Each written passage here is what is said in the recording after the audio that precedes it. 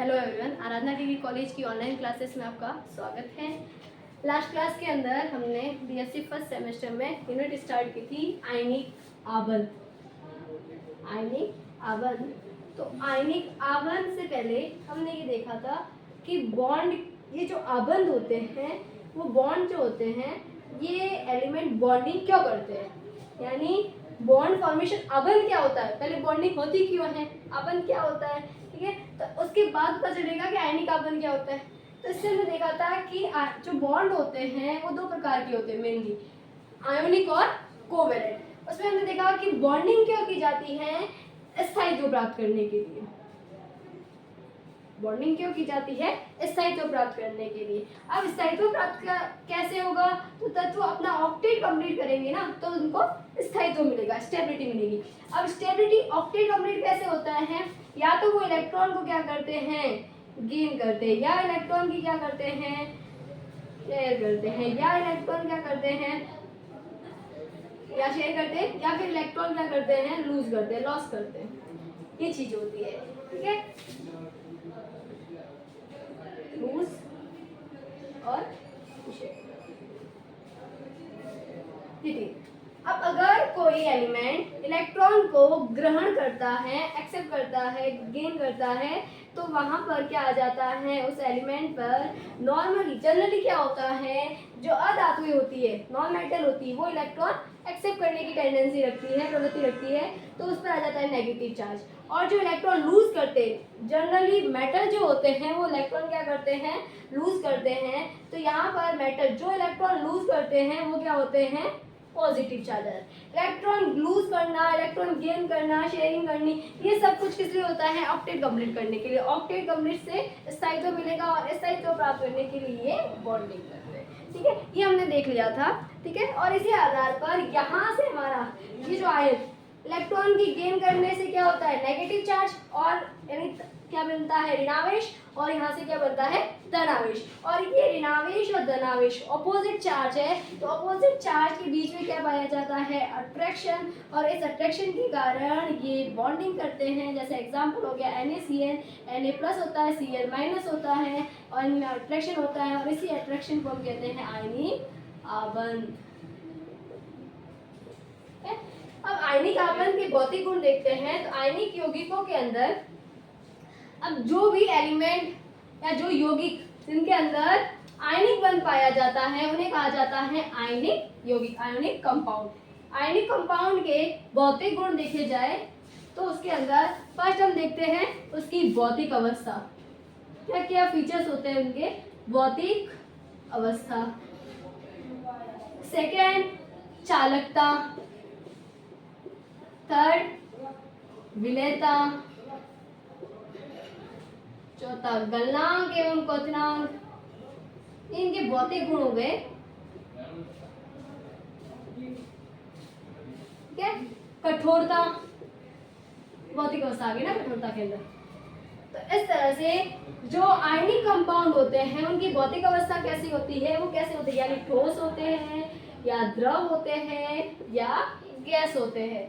तो कैसे होंगे, ठोस होंगे, क्योंकि जो आयनिक यौगिक होते हैं उन आयनिक यौगिकों के अंदर कौन सा बंध पाया जाता है, आयनिक बंध। यानी ऑपोजिट आयन होते हैं, ऑपोजिट आयन के बीच में अट्रैक्शन फोर्स होता है कि Q1 + Q-/R, ये फोर्स होता है स्थिर वैद्युत आकर्षण बल। और ये स्थिर वैद्युत आकर्षण बल जो होता है वो बहुत ही स्ट्रांग होता है। जैसे आयनिक बंध स्ट्रांग होता है, और वो किसी द्रव की तुलना में कैसे होते हैं, अपने द्रव ना होकर ठोस, गैस ना होकर कैसे होते हैं, ठोस होते हैं। यानी आयनिक यौगिकों की जो भौतिक अवस्था होगी, फिजिकल स्टेट होगी, वो कैसी होगी, ठोस होगी, सॉलिड होगी। यानी ये कैसे होते हैं, क्रिस्टलीय ठोस होते हैं।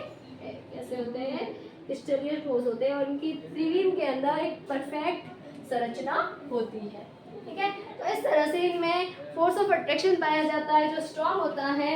इस कारण से इनकी जो अवस्था होती है वो ठोस होती है, ये क्रिस्टलीय ठोस अवस्था में पाए जाते हैं। नेक्स्ट, चालकता देखते हैं। तो इनके अंदर जो आयनिक कंपाउंड होते हैं, आयनिक कंपाउंड, आयनिक यौगिक गलित अवस्था के अंदर गलित अवस्था में, गलित अवस्था में ये क्या करते हैं, धारा का चालन करते हैं।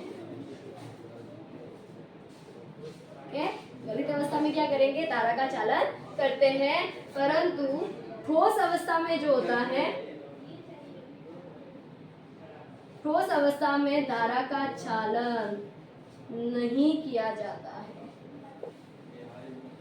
ठीक है, इसमें तो होगा आयनिक यौगिक गलित अवस्था के अंदर धारा का चालन करते हैं, जबकि आयनिक यौगिक ठोस अवस्था में धारा का चालन नहीं करते हैं। तो चालकता का मतलब ये हो गया कि अगर आयनिक यौगिक क्रिस्टलीय ठोस अवस्था में है तो उनमें धारा का चालन नहीं होगा, है ना, उनमें धारा का चालन नहीं होगा। और यदि इनको गलित अवस्था में बदल दिया जाए तो इसके अंदर धारा का चालन होगा। अब क्यों गलित अवस्था में धारा का चालन होता है जबकि ठोस में क्यों नहीं होता है? तो गलित अवस्था में क्या होगा, अब देखो धारा का चालन कब होता है, जब आप जो आयन होते हैं या पॉजिटिव या नेगेटिव विपरीत इलेक्ट्रोड की ओर क्या करें, गमन करें, गति करें, है ना।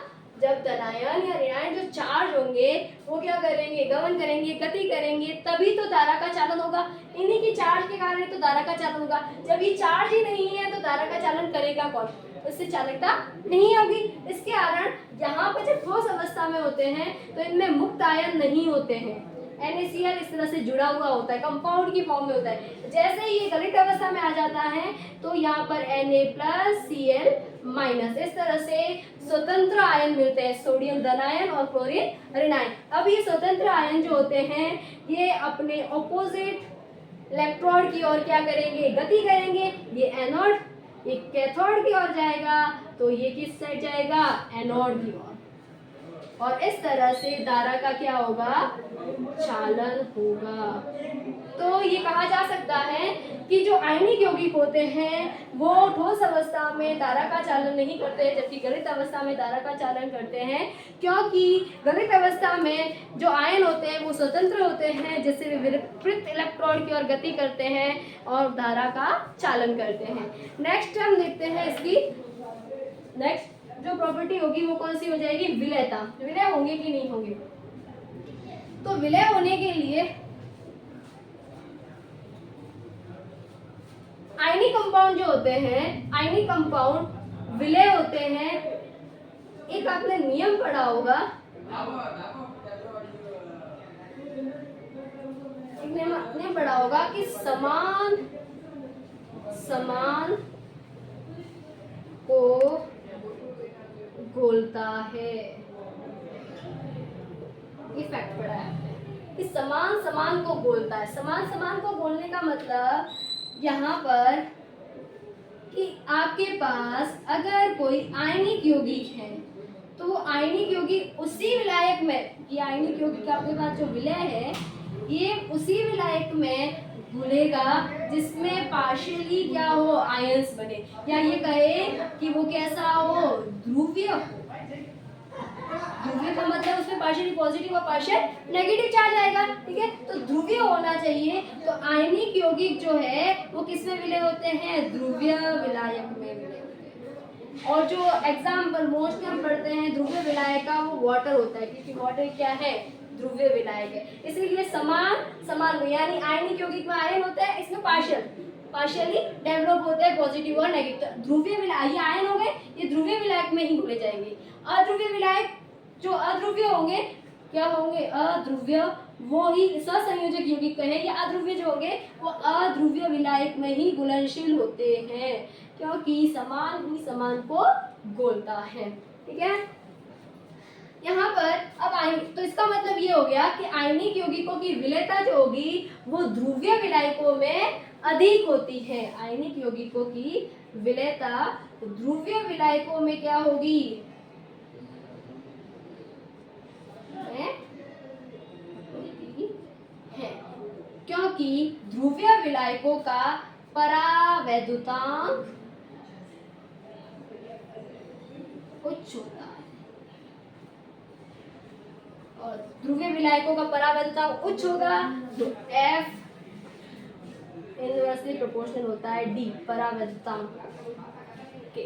और जैसे अगर परावैद्युतांक उच्च है तो ये क्या होगा, कम। तो फोर्स ऑफ अट्रैक्शन अगर लूज है, फोर्स ऑफ अट्रैक्शन कम है, तो आसानी से ये ब्रेक हो जाएंगे, ये दूर चले जाएंगे और Na+ और Cl- बन जाएगा। और ये Na+ और Cl- इस तरह से वाटर मॉलिक्यूल या कोई अलग आप कोई विलायक जो लोगे, उस विलायक के अणु के साथ, मैं एग्जांपल लेती हूँ वाटर का, विलायक के अणु के साथ क्या हो जाएंगे, ऐसे इस तरह से संयोजित हो जाएंगे। जब ये आयन जो आप बोल रहे हो ये विलायक के अणु के साथ योजित होंगे तभी ये कंप्लीटली क्या हो जाएंगे, डिसॉल्व हो जाएंगे। तो यहाँ पर आयनिक यौगिक ध्रुवीय विलायकों में विलय होते हैं क्योंकि इनका परावैद्युतांक क्या होता है, उच्च होता है। इस प्रकार नेक्स्ट देखते हैं गलनांक व क्वथनांक। तो आयनिक कंपाउंड जो होते हैं उनका गलनांक व क्वथनांक उच्च होता है।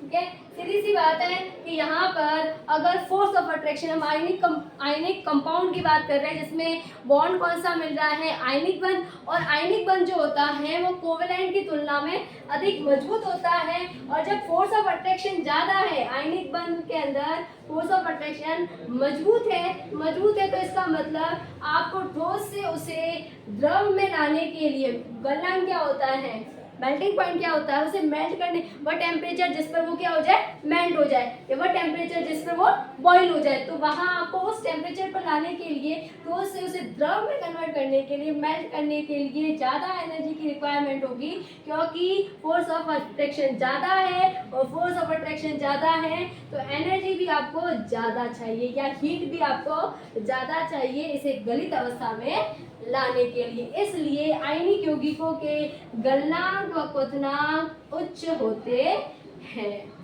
ठीक है, तो इस प्रकार से हमारे जो फीचर्स है वो कंप्लीट हो जाते हैं। कौन कौन से, भौतिक अवस्था ठोस होती है, चालकता होती है क्योंकि इनके अंदर क्या होते हैं, गलित अवस्था में होती है क्योंकि गलित अवस्था के अंदर धनायन व ऋणायन स्वतंत्र हो जाते हैं। फिर विलयता देखते हैं, परावैद्युतांक ध्रुवीय विलायकों में विलय होंगे, ठीक है, अध्रुवीय विलायकों में विलय नहीं होंगे क्योंकि ध्रुवीय विलायकों का परावैद्युतांक उच्च होता है। नेक्स्ट गलनांक व क्वथनांक उच्च होते हैं क्योंकि गलनांक इनके अंदर फोर्स ऑफ अट्रैक्शन पाया जाता है, मजबूत आयनिक बंध पाया जाता है, इसलिए आपको इसको ठोस से द्रव में अगर कन्वर्ट करना है तो ज्यादा एनर्जी देनी पड़ेगी। इस तरह से ये हमारे कंप्लीट हो जाते हैं आयनिक कंपाउंड के फीचर्स। नेक्स्ट हम देखते हैं आयनिक आबंध निर्माण। देखो अब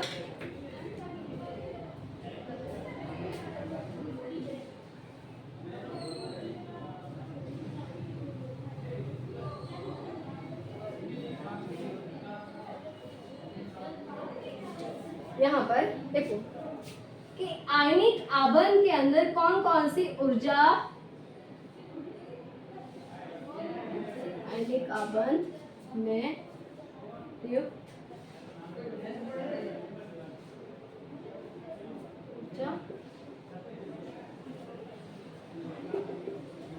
कौन कौन से एनर्जी चेंजेस होते हैं।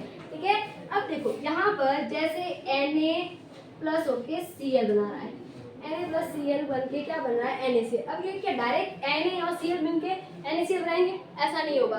पहले क्या हो जाएगा कि Na जो है वो Na+ में बदलेगा, Cl जो है वो Cl- में बदलेगा, और Cl- में बदलने के बाद इसमें फोर्स ऑफ अट्रैक्शन होगा, फिर NaCl। अब इस दौरान ये एनर्जी, अब Na+ जो है ये सॉलिड है, ये गैस है, ये NaCl हम नहीं ले सकते, इसको Cl2 की फॉर्म में लेते हैं, ये गैस है। अब डायरेक्टली तो ये ऐसा नहीं होगा कि Cl- बना लेगा और Na+। इस दौरान ये रिएक्शंस हो रही है। और हम जब कहते हैं कि रासायनिक अभिक्रियाएं जब हम पढ़ते हैं तो उस रासायनिक अभिक्रियाओं के दौरान कोई भी रासायनिक अभिक्रिया हो रही है रसायन विज्ञान में, ठीक है, तो उन रासायनिक अभिक्रियाओं के दौरान कुछ ना कुछ एनर्जी के अंदर चेंजेस होते हैं। अब वो एनर्जी चेंजेस जो होंगे वो दो प्रकार से हो सकते हैं, एंडोथर्मिक व एक्सोथर्मिक। यानी ऊष्मा अभिक्रिया कैसे हो सकती है, ऊष्मा शेपी हो सकती है या ऊष्मा शोषी हो सकती है या ऊष्मा शेपी हो सकती है। यानी आपको रासायनिक अभिक्रिया करवाने के दौरान या तो ऊर्जा देनी पड़ती है या ऊर्जा बाहर निकलती है। यदि ऊर्जा क्या हो, देनी पड़े, यानी अगर आप पॉजिटिव लगाते हो, पॉजिटिव साइन दिया हुआ है वहां पर, तो इसका मतलब वो रिएक्शन कैसी है, ऊष्मा शोषी है। अगर वहां रिएक्शन होने के दौरान ऊर्जा निकल रही है तो इसका मतलब वो रिएक्शन कैसी है, एक्सोथर्मिक है, ऊष्मा क्षेपी है, यानी ऊर्जा का स्थानांतरण होता ही है, चेंजेस होगा। रासायनिक अभिक्रिया होगी तो एनर्जी के अंदर चेंजेस होगा। वो दो प्रकार से हो सकता है, एंडो और एक्सो, या तो देनी पड़ेगी या बाहर निकलेगी। अब यहाँ पर देनी पड़ेगी या बाहर निकलेगी, और अब अलग अलग चीजें पढ़ते हैं हम। जैसे यहाँ पर आपने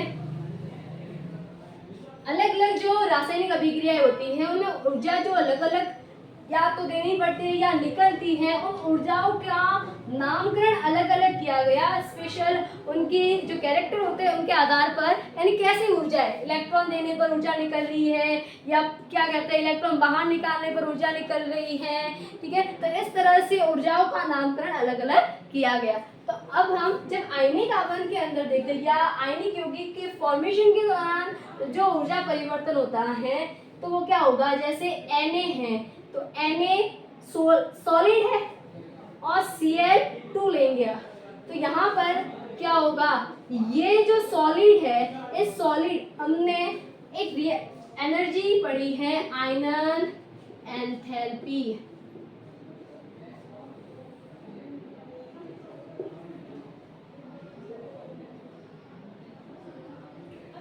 अब जो आयनन एंथैल्पी होती है वो आयनन एंथैल्पी कैसी होगी, क्या होती है, कैसी होती है आयनन एंथैल्पी, देखो Na+ बनेगा, क्या होती है Na+ में किससे रिलेटेड है, इससे रिलेटेड है, यानी आयनन एंथैल्पी क्या होगी, आपको किसी भी एटम के अंदर से, आपको किसी एटम यानी एलिमेंट के अंदर से आपको क्या करना है, एक इलेक्ट्रॉन को बाहर निकालना है, और उस इलेक्ट्रॉन को या किसी एटम को इलेक्ट्रॉन को बाहर निकालना है। कौन सा इलेक्ट्रॉन, जो लास्ट शेल के अंदर होता है वह इलेक्ट्रॉन। उस लास्ट शेल के इलेक्ट्रॉन को बाहर निकालने के लिए क्या होगा, अब देखो कोई एटम है, ठीक है, एलिमेंट है, तो उसमें प्रोटॉन होंगे, नाभिक के अंदर पॉजिटिव चार्ज होगा और यहाँ इलेक्ट्रॉन है, तो ये क्या आसानी से, ये पॉजिटिव चार्ज है, ये इनकी थोड़ी तो क्या होगा, अट्रैक्शन होगा इनके बीच में, ये पॉजिटिव है ये नेगेटिव है, आकर्षण है, जुड़े रहेंगे, तो ये मजबूती से पकड़ के तो रखेगा इसको, या आसानी से दे देगा, ठीक है, ये आसानी से नहीं देगा। ये अलग बात है कि डिस्टेंस हो गई ज्यादा तो इजीली निकलेगा, पर इसकी यूजेस यानी थोड़ा बहुत तो ये जोर लगा गई, थोड़ा बहुत तो ये जोर लगाएगा ही। इसका मतलब यहाँ पर क्या हो जाएगा कि यहाँ पर आपको इस अट्रैक्शन को तोड़ना है, इस लास्ट शेल के इलेक्ट्रॉन को नाभिक से अधिकतम दूरी तक ले जाने के लिए जो ऊर्जा दी जाती है उसे कहा जाता है आयनन ऊर्जा, ठीक है। और वो भी कैसी, अब यहाँ देखो हमने कहा कि इलेक्ट्रॉन को, लास्ट शेल के इलेक्ट्रॉन को नाभिक से अधिकतम दूरी तक ले जाने के लिए जो ऊर्जा दी जाती है वो कौन सी होती है, आयनन ऊर्जा होती है। अब एक शब्द यहाँ पर ये निकलता है कि जो परमाणु होना चाहिए वो कैसा होना चाहिए, विलगित, आइसोलेटेड और गैसीय अवस्था में होना चाहिए। क्यों गैसीय अवस्था में होना चाहिए, सॉलिड होगा तो Na+ है, तो इस तरह से जुड़े हुए होंगे बहुत सारे एलिमेंट। अब ये खुद यहाँ पर इस तरह से, तो यहाँ पर क्या होगा, जैसे यहाँ ये खुद के ये इलेक्ट्रॉन आपको बाहर निकालना है, तो इसके खुद के प्रोटॉन से तो ये बंधा हुआ है, उसके साथ ये भी, इसके साथ ये सभी इस पर क्या लगाएंगे, बल लगाएंगे, अट्रैक्शन फोर्स लगाएंगे। इस कारण से इस इलेक्ट्रॉन को बाहर निकालने के लिए आपको बहुत ज्यादा एनर्जी रिक्वायरमेंट होगा, इसलिए इसको हम किस में कन्वर्ट कर देते हैं, गैसीय अवस्था में, जिसके एटम बहुत बहुत दूर होंगे, और दूर होने के कारण ये सिर्फ फोर्स किसका होगा इस पर, अपने खुद के प्रोटॉन का, और इसकी तुलना में हमें इसको कम एनर्जी देनी पड़ेगी और इलेक्ट्रॉन इजीली क्या हो जाएगा, बाहर निकल जाएगा।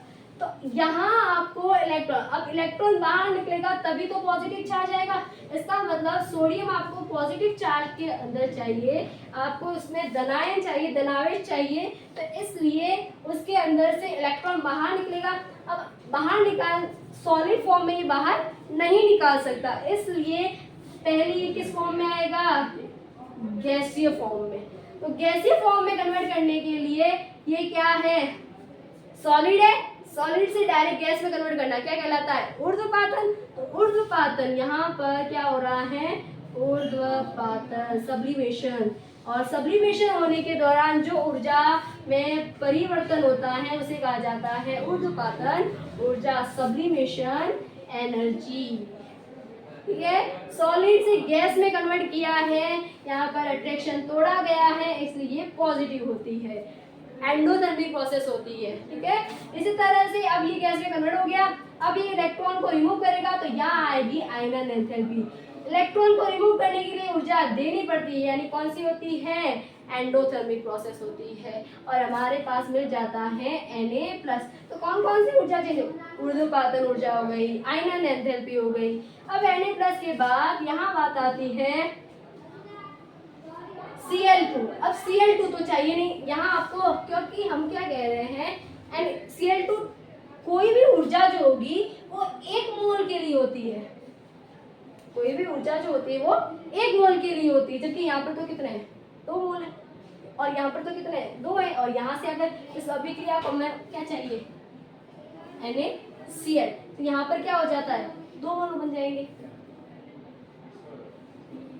इस तरह से 2 मोल बन जाएगी। तो रिएक्शन जो होगी उसके लिए ऊर्जा परिवर्तन जो होगा वो 1 मोल ही लिया जाता है। ठीक है, तो यहाँ पर 1 मोल लिया जाता है, इसलिए इस बॉन्ड को तोड़ना पड़ता है।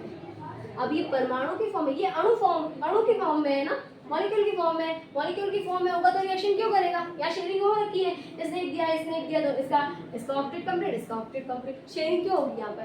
अब शेयरिंग तो तब होगी ना जब, बॉन्डिंग तो तब होगी ना जब इन दोनों का बॉन्ड ब्रेक होगा। तो ये ऊर्जा यहाँ पर क्या हुआ, बंध का वियोजन, आपने बंध को तोड़ा, तो बंध तोड़ने के लिए जो ऊर्जा दी जाती है उसे कहा जाता है बॉन्ड डिसोसिएशन एनर्जी, बंध वियोजन ऊर्जा। आधा मोल लिया है इसलिए आधी ऊर्जा, अब आधा लो के पूरा लो। ठीक है, यहाँ बॉन्ड डिसोसिएशन ऊर्जा हो गई। ठीक है, बंध NaCl बनाने के लिए 1 मोल ही लेंगे इसलिए, ठीक है, क्योंकि जितनी भी ऊर्जा होती है उसको 1 मोल के लिए लेते हैं। फिर यहाँ पर ये बन गया आपके पास Cl, जो गैस फॉर्म में है। इसने जो इलेक्ट्रॉन रिमूव किया है, अब इस इलेक्ट्रॉन को ये क्या करेगा, ग्रहण करेगा। इलेक्ट्रॉन ग्रहण करेगा तो उस दौरान ऊर्जा निकलती है और ये बना देगा Cl-।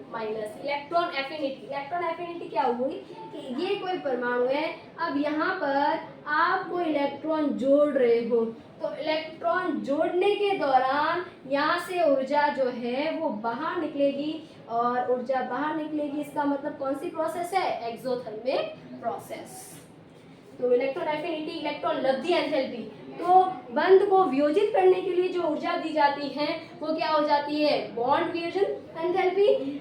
एक इलेक्ट्रॉन किसी विलगित गैसीय परमाणु में एक इलेक्ट्रॉन, लास्ट शेल में एक इलेक्ट्रॉन जोड़ने के दौरान जो ऊर्जा में परिवर्तन होता है उसे कौन सी ऊर्जा कहा जाता है, इलेक्ट्रॉन एफिनिटी, इलेक्ट्रॉन लब्धि एंथैल्पी। अब ये आकर्षण होगा, और आकर्षण से क्या बनाएंगे, लैटिस फॉर्म करेंगे, और इस लैटिस के बनने के दौरान, जालक के बनने के दौरान जो ऊर्जा परिवर्तन होता है उसे कहा जाता है जालक ऊर्जा। तो इस तरह से एक कंपाउंड जो आयनिक कंपाउंड बन रहा है, उस आयनिक कंपाउंड के बनने के दौरान बहुत सारे ऊर्जा परिवर्तन होते हैं। ठीक है, बाकी हम नेक्स्ट क्लास में देखेंगे। Thank you.